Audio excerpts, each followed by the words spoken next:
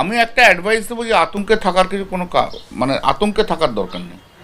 যাদের নাম বাদ মানে এখন অ্যাডজুডিকেশনে গেছে সেই অ্যাডজুডিকেশনগুলো হবে, সেই অ্যাডজুডিকেশনগুলো ওই বিচারকরা যারা আছে তারা করবেন।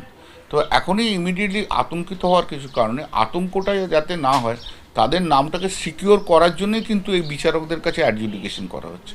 মানে আজকে যেটা ফাইনাল হলো মানে এটাই একদম মানে আর কিছু হবে না তা না, প্রতিদিন অ্যাডজুডিকেশন হবে, প্রতিদিন তার তার নাম লিস্টে আসবে। অতএব মানে আতঙ্কিত হওয়ার আমি অ্যাডভাইস করবো যে আতঙ্কিত হওয়ার কারণ নেই। যদি হয় কারো তা অ্যাপ্রোপ্রিয়েট স্টেপ ওখানে নেওয়া উচিত। আমাদের তৃণমূল কংগ্রেসের ওয়ার্কাররাও আছে, লিডাররাও আছে, কিন্তু এই যে এর মধ্যে তো প্রতিদিন তো চলবে, এতগুলো প্রতিদিন তো হবে। যেমন আমাদের চিফ সেক্রেটারি সেই তো আন্ডার অ্যাডজুডিকেশন। অতএব যেখানে চিফ সেক্রেটারি তাকেই ভোটারের হিসেবে সন্দেহ করছে, তা পশ্চিমবাংলার তো 10-12 কোটি লোকেরই তো নামে সন্দেহ করা যায়। এটা বিজেপির একটা প্ল্যান, যাতে আতঙ্ক করে যাতে কোনো রকম কোনো ঘটনা ঘটিয়ে দেয়। বিজেপির এটা একটা প্ল্যানে রয়েছে, এই প্ল্যানে এতে যাতে কেউ না পা ফেলে, সেটাই আমার। যে জেলাতে সবথেকে বেশি ডিসক্রিপেন্সিগুলো দেখা যাচ্ছে সেগুলোর মধ্যে হচ্ছে মালদা, মুর্শিদাবাদ, নর্থ চব্বিশ পরগনা এবং সাউথ চব্বিশ পরগনা।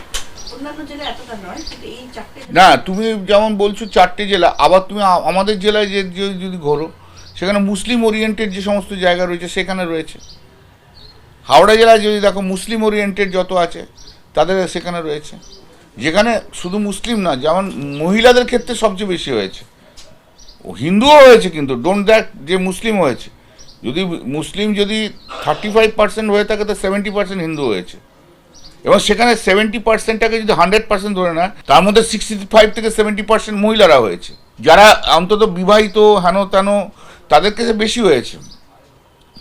কারুর ধরো আমার নামটা প্রিন্ট করেছে ভুল, মানে ভোটার এই যে এইবারের ইয়েতে ভুল এসছে, আমার মেয়ে কোথা থেকে ফিল আপ করেছে আমার নামটা কারেক্ট নাম দিয়েছে, আমি যখন ফিল আপ করে মানে এনুমারেশন, আমার নামটা ওরা ভুল করে ছাড়লো, ঠিক আছে।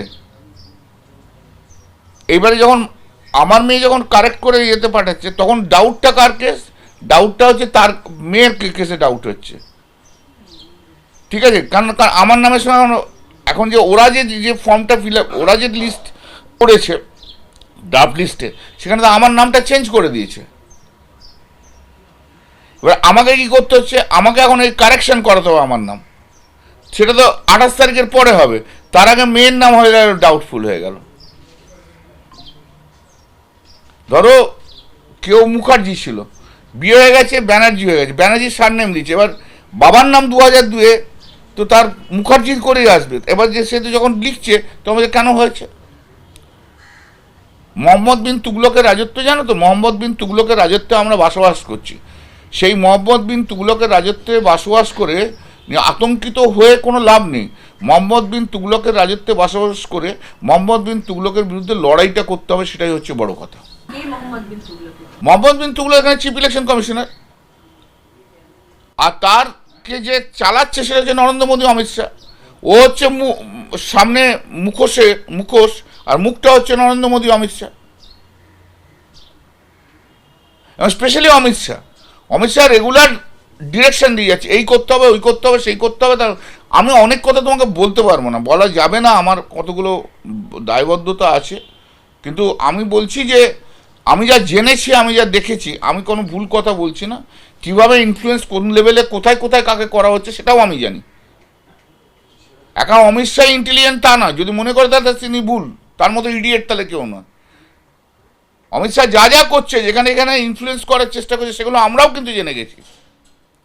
এইটুকু বলতে পারি যে যেভাবে interference in all constitutional institution, যে সব কনস্টিটিউশনাল ইনস্টিটিউশন, কিন্তু আমি বললাম সাংবিধানিক প্রতিষ্ঠানে যেভাবে অমিত শাহ ইনফ্লুয়েন্স করছে, ইন্টারফিয়ারেন্স করছে, ভারতবর্ষের গণতন্ত্রকে শেষ করে দিয়েছে। এর চেয়ে বেশি বলে আমার কন্টেম্প্ট হয়ে যায়, তাই জন্য আমি বলতে পারছি না, আইনজীবী হিসেবে বলতে পারছি না।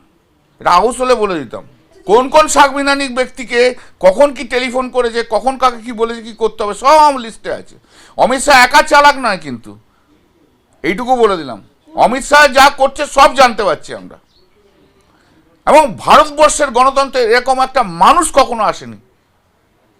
He is destroying everything, His attempt is to destroy everything, including judiciary. His attempt is that. Election কমিশনের সঙ্গে যুক্ত যে এজেন্সিগুলো রয়েছে সেই এজেন্সিগুলো তাদের কাজ শুরু করে দিচ্ছে, বিভিন্ন জায়গায় টাকা থেকে ইত্যাদি শুরু হয়ে যায়। এজেন্সি মানে এটা কি?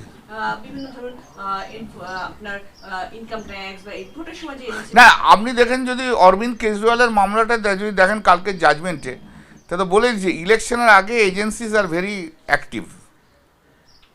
দিল্লি কোর্ট তো কাজ বলেইছে, এবং বারবার একই কথা উঠে আসছে, তোমরা সব ব্যাপারে অ্যাক্টিভ হচ্ছ, শুধু ইয়েতে নির্বাচনের আগে, নির্বাচন হয়ে গেল সব শেষ।